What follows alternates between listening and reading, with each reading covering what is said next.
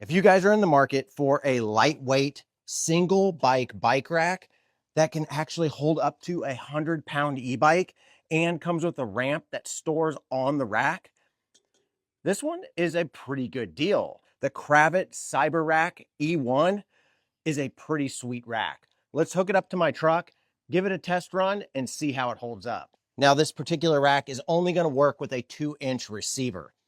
And we're going to go ahead and hook it up here to my truck. It's real easy. You just slide it in the receiver hitch, line up the pinhole, which is threaded. So this will actually stabilize whenever you thread in this hitch pin. Now, the end of this bolt is a 15/16 size. So if you're going to want to use a ratcheting wrench, which is what I'd recommend, I'll put a link down below to one that will actually fit this bolt. It'll make it a lot easier when installing this rack. Simply just take the pin, slide it in, and start threading it on. Now, as you tighten this down, it will force the rack over to the side that you're tightening it on. This will prevent any wobble whenever you're going down the road. And then take your cotter pin and it goes in on the other side. So in order to load up a bike, you can simply just lift it up onto the rack just like you would a traditional bike, but you can also use this built-in e-bike ramp or just regular bike ramp. This is pretty cool. It's got a little pin right down here that you'll simply just slide out, and it's actually tethered to the rack so you don't have to worry about losing this. And then the ramp just simply slides out. A lot of times with these ramps, you have to store them separately. But Kravit actually designed this to where it's all one piece, and I absolutely love it. So with this bike ramp, you are going to have about an extra 3 feet just for the ramp on the side of your vehicle. But if you're going to want to load up your bike after you put the ramp on, I would give yourself at least 6 feet of distance between your vehicle and whatever vehicle or wall is next to you. So in order to hook this up, you just simply take these 2 little teeth right here, and you're just going to pop them down into the little slots that are provided. As you can see, you've got a nice ramp now that you can roll your bike up on and get it loaded. Let's go ahead and go get my e-bike and load it up for you. So we're gonna go ahead and load up my electric X-Peak 2.0. This is a step over bike. As you can see, it's got a top tube right here. If you're running a step through bike, there's a couple of different options. You can get a bar that will go across that's temporarily used whenever you're transporting it, or you can attach it to your seat post. So just take note, if you have a step through, you want to make sure that you plan accordingly, but you should be able to, most of the time, just attach it to your seat post or your seat post tube.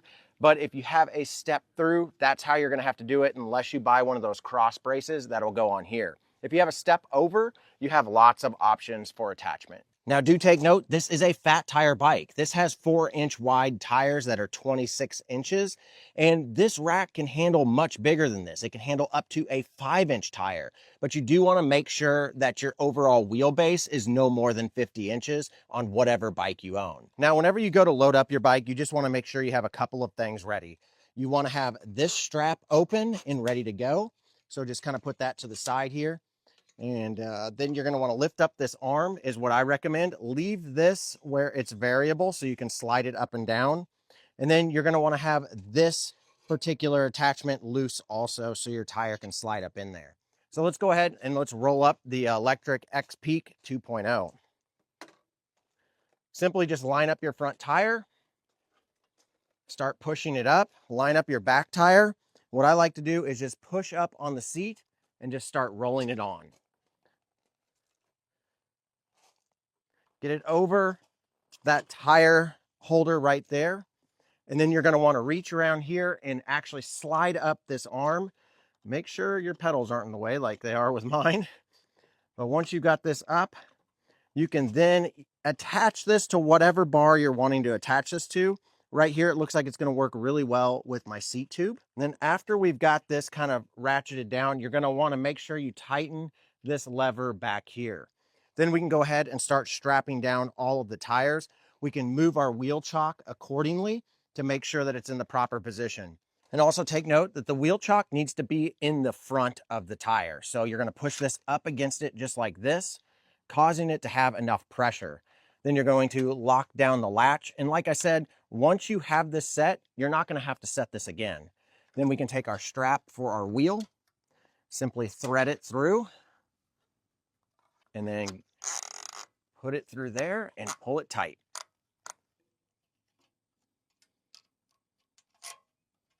Okay, now our bike is all locked in and we can reinstall the ramp and we can hit the road. Just simply slide the ramp in, take the pin here and then just slide this in, line it up with the holes and lock it into place.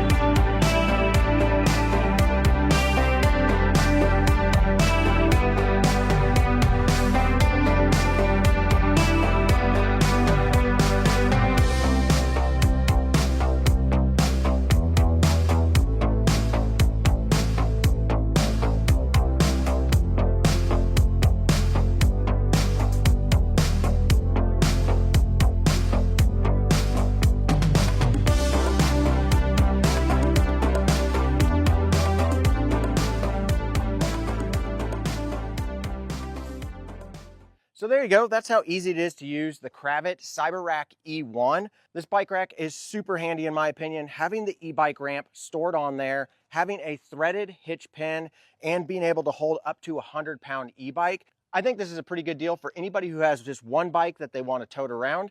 And for the price, I don't really know that it can be beat. If you guys want to pick yours up, definitely check my links down below. And if you guys have enjoyed this video, hit the subscribe button, leave me a comment. Let me know what you think of single bike racks. And what do you think of this having the e-bike ramp stored on here? I think more brands should actually do this personally.